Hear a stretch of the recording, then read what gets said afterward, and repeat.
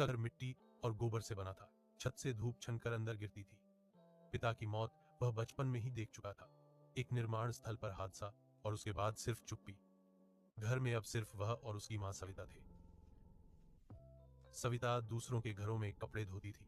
सुबह से शाम तक नदी के किनारे बैठकर साबुन और पत्थर से उसकी उंगलियों की खाल हमेशा फटी रहती थी। फिर एक साल बारिश के बाद वह बीमार पड़ गई। सांस तेज हो गई, सीने में दर्द रहने लगा।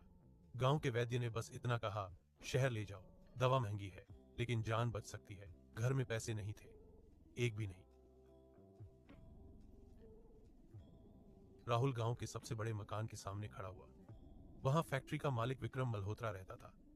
बड़ा फाटक, अंदर संगमरमर का आंगन, छत से घूमता पंखा। राहुल जमीन पर बैठ गया, हाथ जोड़ लिए। बोला कि मां मर रही है, उधार दे दीजिए, जिंदगी भर काम करूंगा। विक्रम ने उसकी तरफ देखा तक नहीं, इशारा किया। दो आदमी आए, राहुल को घसीटकर आंगन में ले गए। लाठियां पड़ी, धूल उड़ी, उसका चेहरा जमीन में दबा दिया गया। किसी ने हंसते हुए कहा, गरीबों की उम्र भी क्या बढ़ानी। फाटक बंद हुआ। राहुल सड़क पर पड़ा रहा। उसी रात दिए की कमजोर रोशनी में सविता की सांस रुक गई। राहुल ने उसे पकड़े रखा देर तक। सुबह नदी किनारे उसने अकेले उसका अंतिम संस्कार किया। धुआं आसमान में घुल गया, उसकी आंखों से आंसू नहीं निकले। अगले दिन वह गांव छोड़कर निकल पड़ा। सबसे सस्ती ट्रेन में खुले दरवाजे के पास खड़ा होकर वह मुंबई पहुंचा। शहर पहले से जाग रहा था। शोर, भीड़, बदबू और उम्मीद, सब एक साथ। उसने निर्माण स्थल पर काम किया। सुबह 5 बजे लाइन में खड़ा होना, ठेकेदार की उंगली का इंतजार। चुने गए तो काम, नहीं तो भूख।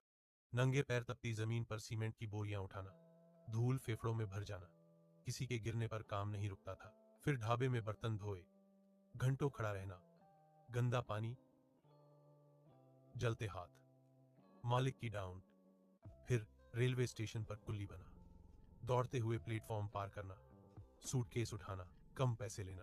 पुलिस आई तो भागना, रात को फुटपाथ पर सोना, बारिश में भीगना, सूखी रोटी को धीरे धीरे चबाना। साल बीतते गए, उसकी पीठ झुक गई, हथेलियां पत्थर जैसी हो गई। वह कम बोलता था, सिर झुकाकर चलता था। एक दिन फैक्ट्री की मशीन टूट गई, गियर नियंत्रण से बाहर। बुजुर्ग लगभग घायल, जान को खतरा। उड़ती चिंगारियां, सब भागे।